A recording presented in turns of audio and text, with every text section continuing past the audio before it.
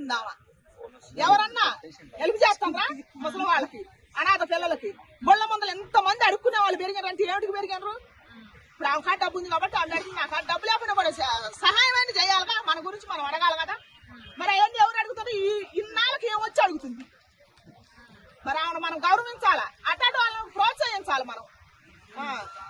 ఎదురు ప్రశ్నలు వేయొద్దు, మంచి మాట్లాడిన వాళ్ళకి ఎదురేయద్దు. మళ్ళీ అందులోనే ఒకళ్ళు అడిగారు కోళ్ళు కుక్కల గురించి మాట్లాడుతున్నాం, మేకల గురించి కోళ్ల గురించి.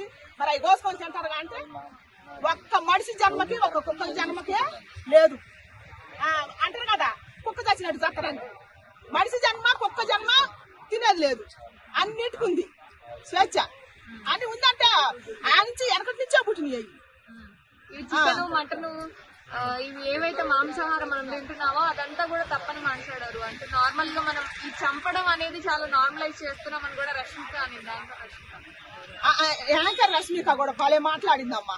ఆ అమ్మాయి కూడా బాగా మాట్లాడింది. చాలా భావం గుణం ఉందట్టుంది ఆమె కూడా, బాగానే మాట్లాడింది ఆమె కూడా.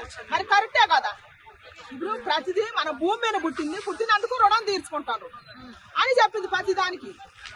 మరి కరెక్టే కదా అదంతా. మద్యం గురించి కూడా మాట్లాడింది.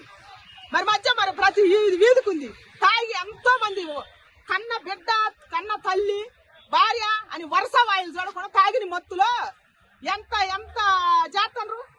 బిడ్డల్ని తల్లుల్ని మానభంగాలు చేసిన సీలు కూడా చాలా ఉంటాయి, చాలా జరిగినాయి. తల్లిని గాని బిడ్డను గాని ఎన్నో చేసినాయి. ఆ మత్తులో చంపేసింది కూడా ఉంది. భర్త భార్యలు కొట్టుకొని చచ్చేది కూడా ఉంది, చాలా జరిగినాయి. మరి వాటన్నిటి గురించి అడగడే. ఇప్పుడు ఆ కుక్కల గురించి అడిగితే అవహేళన చేస్తాను. ఇవన్నీ కూడా అడిగిందిగా, మరి ఇవన్నీ కూడా నిజాలేగా. మరి దీని గురించి కూడా ఆలోచించాలి కదా.